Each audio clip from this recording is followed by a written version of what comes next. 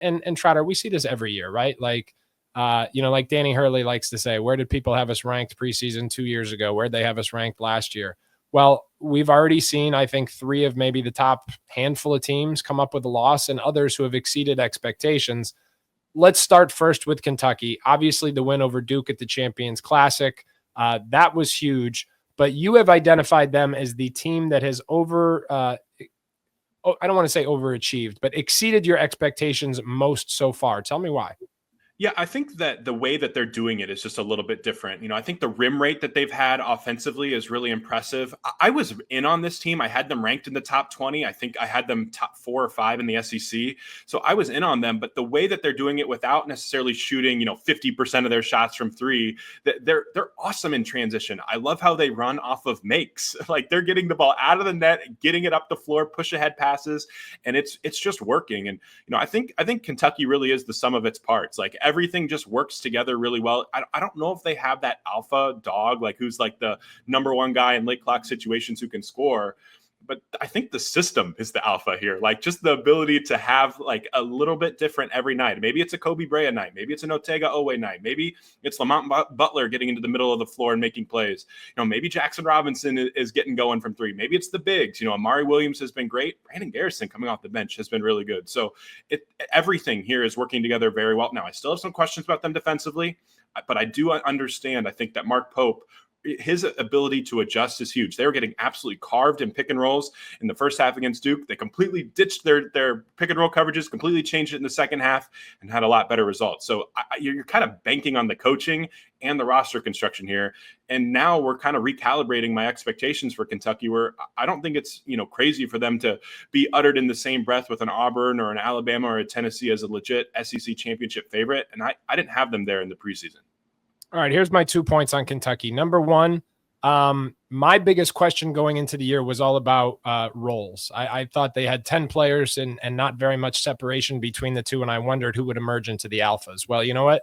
They beat Duke without having a necessary alpha, or at least different alphas during the course of the game. Right now, Mark Pope is playing 10 different guys double-figure minutes, and he's playing no one more than 24 minutes per night. I didn't think he could do that at Kentucky like he did it at BYU, but so far he's doing it and is doing it well. The other thing I would say, the offensive spacing that this team plays with, like we use that word a lot. We talk about spacing a lot, but you don't have to be a basketball coach or any kind of expert.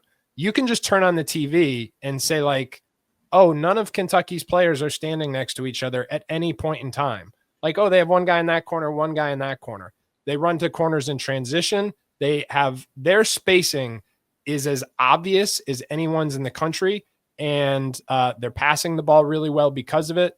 I think it's all been good. It's all been good. The spacing is immaculate, and it's a chef's kiss. That's what it is. And I think Kentucky fans, for a lot of them, it's a breath of fresh air compared to what it's been in the past. All right. Speaking of offensive execution, I want to talk a little bit about Notre Dame. They are 4-0 out of the gates. Micah Shrewsbury doing what Micah Shrewsbury does in constructing one of the most aesthetically pleasing offenses in the country. Now, listen, I don't want to jump the gun here because 3 of those 4 games were guarantee games. Guarantee games are where, very simply, you pay the other team to play you because you are expecting to win. Now, one of those games was a road win at Georgetown, which was very convincing. And I think the overall context is important here. Is Notre Dame going to be an NCAA tournament team? Maybe. Maybe not. I think they're going to be on the bubble, but to be on the bubble in year 2 is to exceed expectations. And what's more important than that, when you look at what they've done on the recruiting trail, they got a top 5 class in the country. They are still involved with Nate Ament, as we talked about in last week's signing day show. So you put all those things together, a team that is exceeding expectations on the floor, a team that is recruiting at an unprecedented level for the program and is still in the market to get another big-time player. I just think everything is going in the right direction for Notre Dame. And I'm going to say this, I enjoy watching them play. Like you watch and it is good basketball. They are running good stuff. Everything is well thought out. The schemes make sense. Things are going to get tougher. You look at the schedule coming up. We got Rutgers, Houston, Georgia, Syracuse. It's going to get tougher. But this is a team and a program that is undeniably heading in the right direction. And that game against Georgetown looked like a team that was ahead of schedule. Well, and I think Notre Dame can play differently as well this year, too. They don't have to drag games into the mud like they had to last year. They have more offensive talent. They're playing faster. I think Tay Davis's development is awesome. If you stay for Micah Shrewsbury, you will get better. And then the ability to find the right guys in the portal. Matt Aloko, the transfer out of Princeton, like we've seen it in the past with all of Micah Shrewsbury's team. Like he can get shooters open. Aloko's a guy who's going to make a lot of threes this year. And Marcus Burton, if you don't know him yet, that sophomore point guard. Yeah, he led the one ACC and freshman in scoring last year, but this year as a sophomore, I think you're going to see just every part of his game kind of come together. So Notre Dame is one of the most improved teams in college basketball, and so far they've kind of lived up to the hype. All right, this is the exceeding expectations show, but Trotter wants to talk about the team that he picked to win the SEC. So we're going to let him do his victory lap, and he's going to talk about Auburn.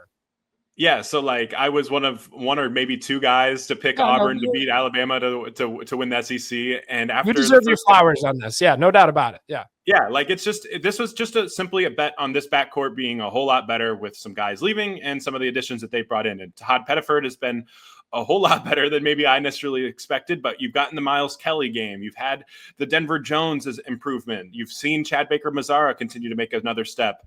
And then it also helps to have the best player in college basketball. And Janai Broome is that. He was my number one player in the top 101 rankings. He would be that if the season ended today, my pick for National Player of the Year. And then the Chaney Johnson emergence as well, too. He has really stepped up at the 4. So, yeah, we've had some turbulence on the plane and some interesting conversations off the court with Auburn. But this group runs great offense. They take way more threes this year. They turn it over less, and they foul less defensively. Those 3 pivot points have really put it together. This group is phenomenal, elite on both ends of the floor. They're a national title contender. They're number 1 in the country for me right now. All right. And Broome is the best player in college basketball. Interesting. All right. I do have a question in all sincerity. You did pick them flowers. You were spot on this. But if I told you that JP Pegues was going to have these types of struggles and they were still going to be this good, would you have expected that? Because then if you were an Auburn believer, not you, Isaac Trotter, most people, if they were Auburn believers going into the season, if they were optimistic, it was because, hey, we finally got a point guard. It's JP Pegues. That hasn't really worked out. I mean, Todd Pettiford has stepped in, but I just think the fact that they are this good when he hasn't lived up to some of that transfer hype has been huge. No, it's a great point. And, one thing I've tried to recalibrate my expectations for Auburn transfers just because they don't play many minutes. You don't have a lot of time to necessarily work out those kinks and get 32, 33 minutes a night. You get 17, and that's the way it is. And so I think Pegues is going to have his moments, but this group is awesome because of their depth and their star power at the top. So Pegues not getting off to a hot start, like that's nothing new. Look at all the transfer class in the 2024 cycle. A lot of guys are off to really slow starts. John Tange is not included in this exercise. All right, the team that I think deserves recognition so far this season is Arizona State. And I want to start with a little context. Arizona State went on the road to play an exhibition game against Duke, and they got blown out in Bobby Hurley's return to Cameron Indoor, which you have to assume was embarrassing. A very candid Hurley in the post-game press conference just owned it and said, hey, we stunk. We got to get a lot better. And they responded, and their early season schedule, like they beat Santa Clara, they beat Grand Canyon. Those are 2 teams projected to have a really good chance to play in the tournament. They beat a very underrated St. Thomas team out of Minnesota, terrific offensive team. And then they played Gonzaga within 8 points after Gonzaga blew the doors off of Baylor. Now, how have they done this? The point that I really want to emphasize here, and then I'm going to see what you think, Trotter. I want to talk about Jaden Quaintance because one of the things I was concerned about with this 17-year-old freshman was how he was going to adapt to all of the increased structure of college basketball. When someone's saying like, hey, we're hard hedging a ball screen on this side of the floor and we're weakening it in the middle, or whatever the case may be, like those are things he was never asked to do before. I think the way that Hurley has allowed him to be a roamer and a playmaker and not overcomplicated the game for him so much has just been a remarkable decision, allowed Quaintance to look like a defensive savant so far and really play his best basketball while simultaneously like learning as he goes. To me, that has been a huge variable. Listen, offensively, he's got a way to go, but defensively, he's beyond what anybody could have expected. What else has stood out to you about this Arizona State team and how they just candidly look a lot better than the team we saw at Cameron Indoor?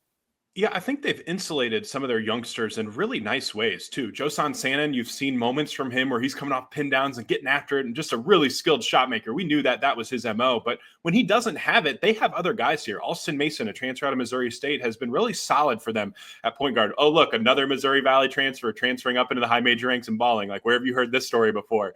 Adam Miller, BJ Freeman, all of these guys like are veterans that have been in the building for a long time, have been in college basketball for a long time. Then Bashir Jihad. I think a lot of people really didn't love his tape out of Ball State, but he at the 4 has been awesome for them, just finding mismatches and going to work. But you're right. Quentin is like my favorite story right now. Like the blocks that he has, like he's coming from the middle of the floor, jumping out to the 3-point line and swatting these dudes. And the shooters are like, how did you touch that ball? Like, how are you here? Like he is incredible. Like he would be on my short list for National Defensive Player of the Year right now. But he's doing it with complete freedom, which I think is just absolutely crucial. Like if you take him out whenever he makes a wrong rotation, he's not playing very much. They are letting him go, and they are receiving the benefit because of it. All right, your 5th pick for overachieving team. Who you got? Let's go out west to St. Mary's and let's give Randy Bennett his flowers a little bit. They lose Aiden Mahaney to the portal. They lose Josh Jefferson to the portal, and they look fine. Paulius Maruskis, the transfer out of Arizona, has been phenomenal for them. Mikey Lewis, what an evaluation there. Another fringe top 100 type of player, but he's come in right away and looked like a prime shot maker who can really get it going both off the bounce and off the catch. Mitchell Saxon is still around offering elite rim protection. Gus Marshallonis, the reigning West Coast Conference Player of the Year, just looks solid in his role. Doesn't have to do too much, just always on the floor, making the right plays at the right time. Jordan Ross, another sophomore that is starting to look a little bit more comfortable. Like this group is good. Like this team is going to be really, really pesky all year long. I don't think that they're in the Gonzaga tier, but the West Coast Conference has some really great teams. Like San Francisco looks ahead of schedule. I love Santa Clara's talent.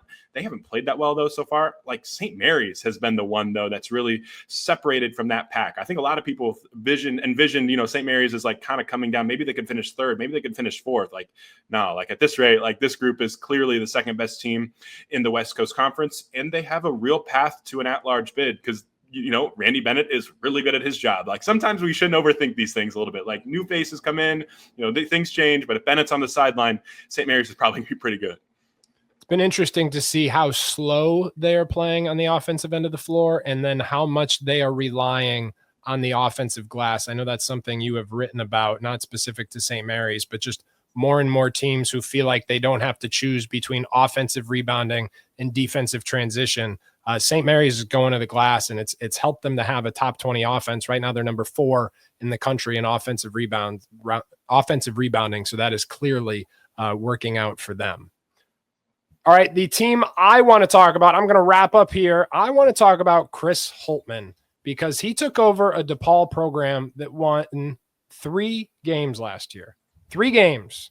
And what have they done so far? Well, they haven't lost a game. They're 5-0. And, he's breaking the rule here because when you take over a program, you want to just make sure those expectations don't grow too much in year 1. You want to make incremental jumps and manage expectations.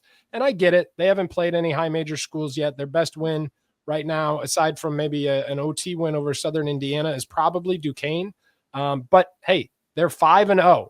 And they've got a chance to win their next couple of games before they head into Texas Tech and Providence. And I just think, listen, Chris Holtmann is one of the good guys in this business. I thought it was disappointing he didn't get a chance to finish the season last year at Ohio State.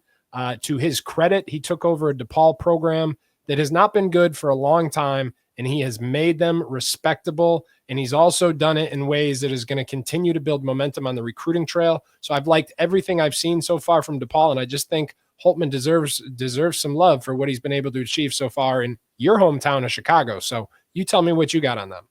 Well, the money ball aspect of this is real. They really went all in on trying to find 5 shooter lineups in the portal. David Skogman, the transfer out of Davidson's, been really awesome for them as that 5-out center. And they just shoot a lot of threes. Last night against Eastern Illinois, they had a stretch where they just shot 14 threes in a row in 14 straight possessions.